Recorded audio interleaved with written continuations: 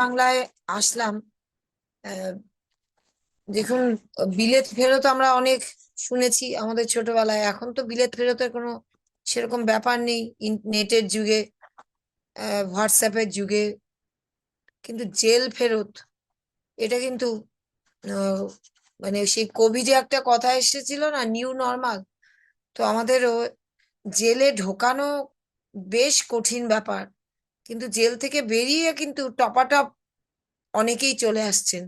সুতরাং জেল ফেরত বিলেত ফেরতের মতন উম আগে যেরকম কঠিন ছিল বিলেত হয়ে আবার ফিরে আসা, তেমনি ততটাই সহজ হয়ে গেছে জেলে ঢোকানো যত কঠিন, কিন্তু জেল থেকে ফেরত আসা বেশ সহজ, অন্তত পশ্চিমবঙ্গের ক্ষেত্রে। দেখুন, আমি আপনি অপরাধ করলে মানে জেল হতে পারে, এই চিন্তাতেই আমাদের শরীর খারাপ হয়ে কত কি হয়ে যায়। কিন্তু যারা হার্ডকোর পলিটিশিয়ান, তারা উম, এই জেলে ঢোকার পর এই অসুখ সেই অসুখ, এই হসপিটাল ওই হসপিটাল, এই আবেদন ওই আবেদন, তারপরে তো সুপার স্পেশালিটি সরকারি জেলেরটাও হয় না, জেলের হসপিটালেও হচ্ছে না।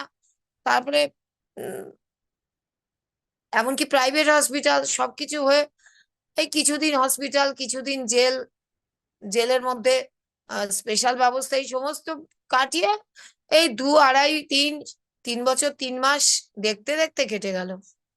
এখন মুশকিল হচ্ছে, কেউ কেউ ঢোকানোর সময় উদ্বুদ্ধ হয়ে যেরকম মানুষ কি সব ছুঁড়ে ছুঁড়ে মেরেছিল, সেটাও যেমন নিন্দনীয়, তেমনি বেরিয়ে আসার পর যেভাবে উৎফুল্ল হয়ে মানে মালা দিয়ে হোক যেভাবেই হোক, বা রূপকার, দেখুন বাংলার রূপকার এরম আমরা শুনেছিলাম, তারপরে বাংলার নবরূপকার, এখন আবার বেহালার রূপকার, বেহালার নবরূপকার।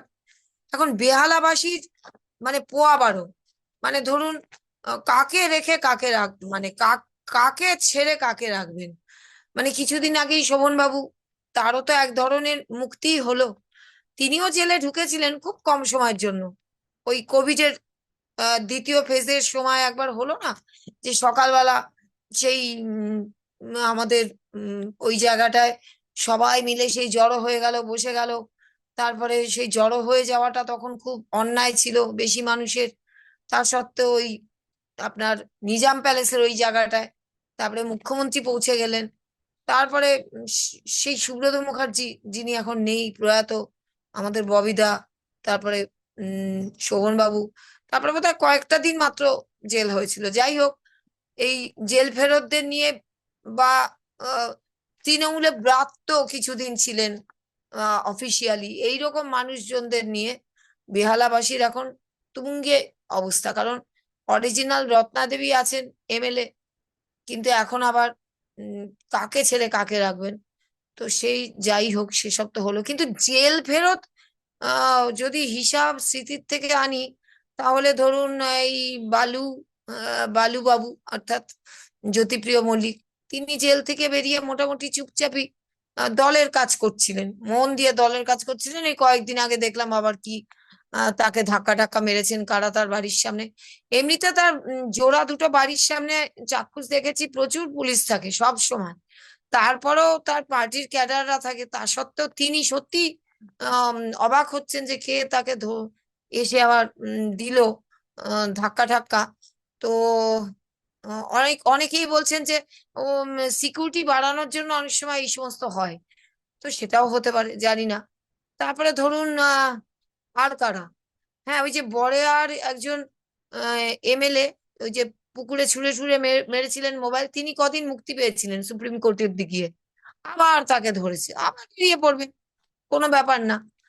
তো পার্থবাবুর সঙ্গে বালুবাবু, বালুবাবুর আগে ওই বড়েয়ার এমএলএ, তারপরে মানিক বাবু, মানিক বাবু পরিবার শুদ্ধ, তারপরে আজকে আবার সুবিরেশ বাবুও বেরিয়ে এসেছেন, আর দু একজন যা আছেন।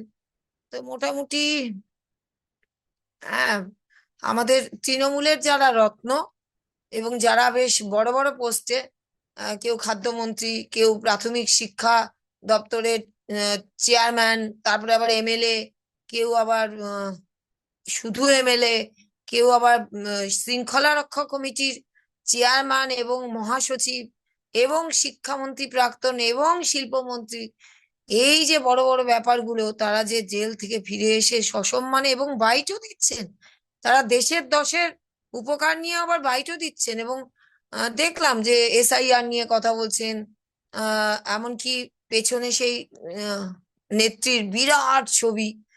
তো যাই হোক, আহ, সব মিলে ঠিকই আছে, অসুবিধা কিছু নেই। কিন্তু অসুবিধা হচ্ছে যে 26,000 এখনো কিন্তু হয়তো হয়ে যাবে, তাদের কিছু একটা সুরাহা নিশ্চয়ই হবে, কিন্তু তারা এখনো যে তিমিরে সে তিমিরে, এই ডিসেম্বর অব্দি তাদের মায়না দেওয়ার কথা সরকারের।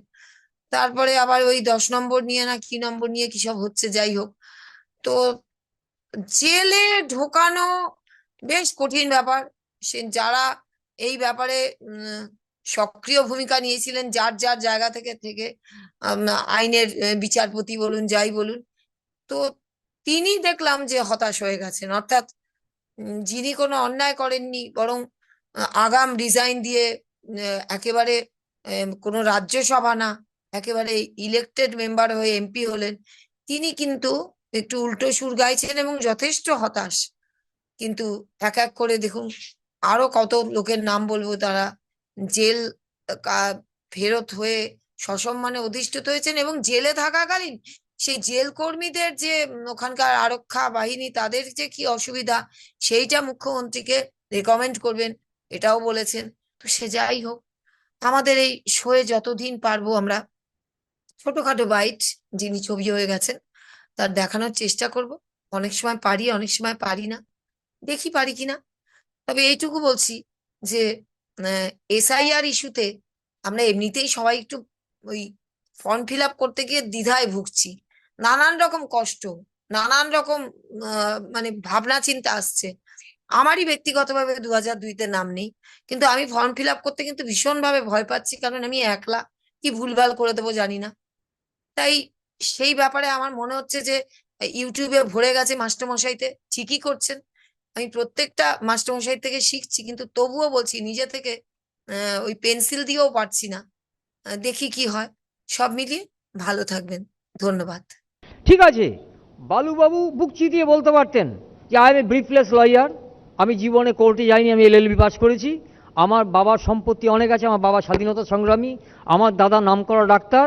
কিন্তু উনি প্রমাণ করতে পারবেন কিনা সেইটাই লাখ টাকা মিলিয়ন ডলার কোশ্চেন, যে ওনার 2011 সাল থেকে 21 সালের মধ্যে সম্পত্তিটা অ্যারিথমেটিক প্রপোর্শনে কি করে বাড়ছে, চিন্তা করা যায় না, কত মিলিয়ন বেড়েছে, বিয়ন্ড ইমাজিনেশন।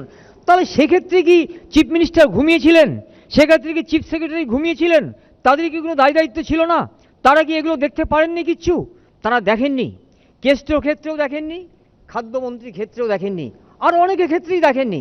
এই না দেখাটা একটা অপরাধ, প্রাতিষ্ঠানিক দুর্নীতি, এরকম প্রাতিষ্ঠানিক স্বীকৃতি দিয়ে দুর্নীতি।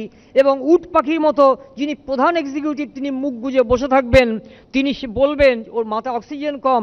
দিস ইজ নো এক্সকিউজ, এটা কোনো এক্সকিউজ হতে পারে না। আর এখানে খেলা, মেলা, কার্নিভাল, ফেস্টিভ্যাল, মদের দোকান খোলো, মদের দোকানের লাইসেন্স বাড়িয়ে দাও, এই করে মানুষের চেতনা আফিম খাওয়া বাঘের মতো করে দিয়েছে। সে আর রয়্যাল বেঙ্গল টাইগার নেই, সে কিন্তু এখন ওই সার্কাসের বাঘে পরিণত হয়েছে। কিন্তু আপনার দুর্নীতি হচ্ছে চোখের সামনে। আপনার সেকেন্ড ইন কমান্ড, আপনার স্টেট সেক্রেটারি, আপনার যিনি ডিসিপ্লিনারি কমিটির চেয়ারম্যান, তিনি দুর্নীতি করে ফাঁক করে দিচ্ছেন, তার বান্ধবী বাড়ি 50 কোটি টাকা পাওয়া যাচ্ছে, আপনি জানেন না। কিসের মুখ্যমন্ত্রী আপনি? কিসের আপনি প্রশাসনিক চিফ? আপনার কি সেই রাইট আছে? আমার মনে হয়েছে 47 সালের পর থেকে আজ অবধি স্বরাষ্ট্রমন্ত্রী হিসাবে, 47 সালের পর থেকে 2023 সাল অবধি এত ব্যর্থতম স্বরাষ্ট্রমন্ত্রী পশ্চিমবঙ্গ আগে কখনো দেখেনি। এর মধ্যে কোনো রকম সন্দেহ নেই, উনি ফেল করেছেন এই ব্যাপারে। এবং উনি আইএএসদের আইপিএসদের ঘুম পাড়িয়ে রেখে দিয়েছেন। এই ঘুম ভাঙানিয়া গান আর কেউ দিতে পারবে কিনা জানি না, এরা কখনো আর জাগবে কিনা আমি জানি না। এই আইএএস আইপিএস